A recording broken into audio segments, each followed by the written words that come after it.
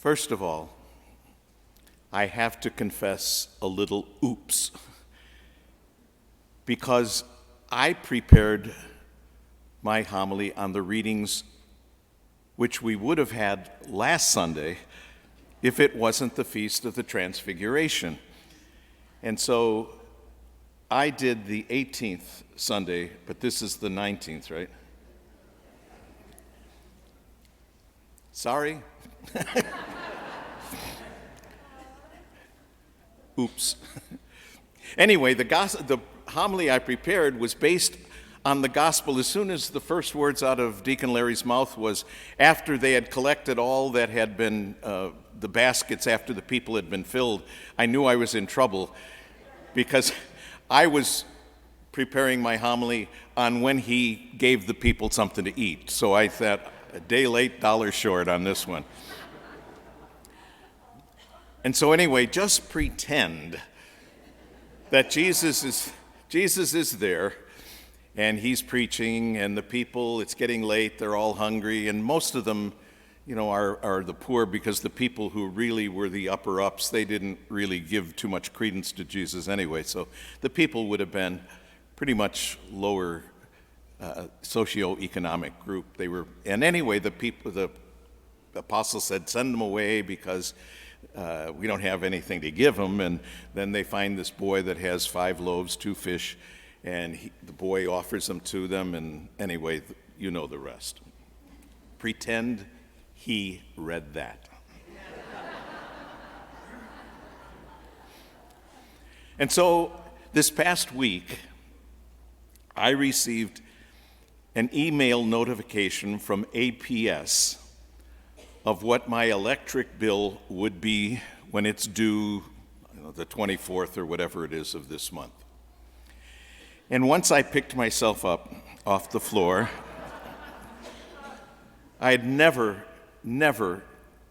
within over $100, come close to this electric bill. Now, this is not a request to get support to pay my electric.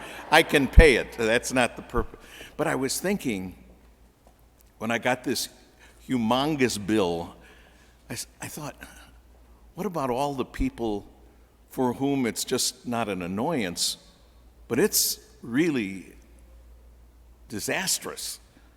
I mean, what about those people out there that, there's no way they could pay an electric bill like that? What do? Turn off their air conditioning? Raise it up? Do they pay something else or skip something else? What do they do? And then I was thinking of the homeless, what do they call it, the zone or something in Phoenix, where all of these, the tent city where all of these homeless people are, and the violence there, the mental illness that's there, the addiction that's there, the poverty that's there. And I think of all of that, and I'm thinking, oh my goodness, my electric bill ain't so bad. And then this past week, as you're well aware, the fires in Maui, when I was there, I think a little over 30 years ago was the last time I was there, and I remember walking down Front Street in Lahaina, and I remember saying to myself, because it looked like a movie set. I mean, it was just so perfect, and I thought, this is truly paradise. Well, right now, it doesn't exist. And I'm thinking of all of the suffering in the world, and whether it's due to human violence or whether it's due to natural disasters, whatever it is, it seems like the poor always suffer more than anybody else at these things. And at times, I don't know about you, but at times I find myself saying, God, why don't you do something about this? Why do you allow this to happen? And so let's flash back to the gospel that I wish you had heard. The crowd is hungry. The disciples feel powerless to do anything about it. And so they say to one another and to Jesus, well, with such great need, what can we do? when we see great need, we can easily become paralyzed into inaction, as were the apostles. But this little boy, perhaps too young to realize how insignificant his gift was. I mean, it said there were 5,000 men, not counting women and children. He's got 5 loaves of bread and 2 lousy fish. He probably didn't even realize how insignificant his offering was. And with that tiny gift and God's power, thousands are fed, not only with the bread and fish, but with an example of God's willingness to act powerfully in their lives. Some years ago, there was an earthquake in Ecuador, which devastated the country. And so one of the newspapers here, I think it was the New York Times, I'm not sure of that, they sent a reporter down to cover the disaster. And he was moved so deeply by what he saw at one point that he wrote the following. He wrote, "The line was long, but moving briskly. And in that line, at the very end, stood a young girl about 12 years old. She waited patiently as those at the front of that long line received a little rice, some canned goods, or a little fruit. Slowly but surely, she was getting closer to the front of the line, closer to the food. And from time to time, she would glance across the dusty road, and she didn't notice the growing concern on the faces of those distributing the food, because the food was running out. Their anxiety began to show, but this little girl didn't seem to notice. Her attention seemed always to focus on 3 figures under the tree across the dusty road.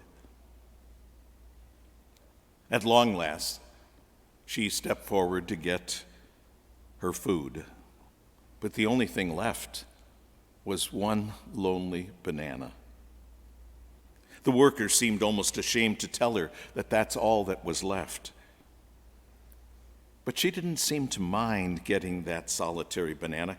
Quietly, she took the precious gift and ran across the street where 3 small children waited, perhaps her sisters and a brother. And very deliberately, she peeled the banana and very carefully divided the banana into 3 equal parts. Placing the precious food in the eager fans of the smaller children, one for you, and one for you, she then sat down and licked the inside of the banana peel.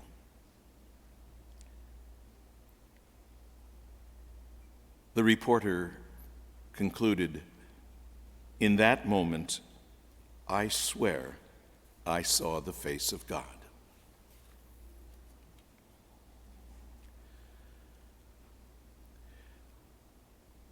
Perhaps we too only have a solitary banana to give, but surely we can give something. Surely it does no one any good if we just sit back and say, "Why doesn't God do something?" I think if we said that to God, He would say to us, "I did do something. I created you." And it's not just a question of praying, although that's indispensable. It's not just a question of writing a check. That helps. But also, to the extent that you're able, I think the Lord wants us to get involved. I think it's the difference between, giving something from a distance and really getting our hands dirty. There are groups in our parish. There is the St. Vincent de Paul Society, which provides food, clothing, furniture, financial help for things like electric bills to people who don't have anything. The group does extraordinary work, and they could use your help. Certainly money, but your bodies as well. There's a group in this parish that reaches out to pro-life centers that work with young women to help them to bring their baby to term. And then, in my mind, at least as important, work with them to help raise that child. There is what I'm particularly interested in, because I belong to the Knights of Columbus. And this is the feast of our founder, Father Michael McGivney. He was born on the 12th of August. He died on the 14th, so they split the difference, and today's his feast on the 13th. But, the guys in the Knights, in our auxiliary, the women in our auxiliary, we collect food, we collect water, we get turkeys. In December, we're going to be giving out almost 200 light coats to poor kids and poor families. And it's not, I'm not saying, hey, praise us. What I'm saying is help us, join us. Whatever group it is, it doesn't matter. But just writing a check, I don't know if that's enough. Help us. Join us to whatever extent you're able. I realize some of you watching on live stream, you can't do much out of the home. And so pray like you never prayed before. If you can, write a check. But for those of us who are still upright in taking nourishment, maybe there's something you can do with us. Help us. Perhaps in the midst of all this suffering that we see around us, maybe God is present all the time. Perhaps God is just waiting for us to do something. Maybe a few loaves of bread, a couple of fish, something. He's waiting for us to do something so that His power will be felt and His face will be seen.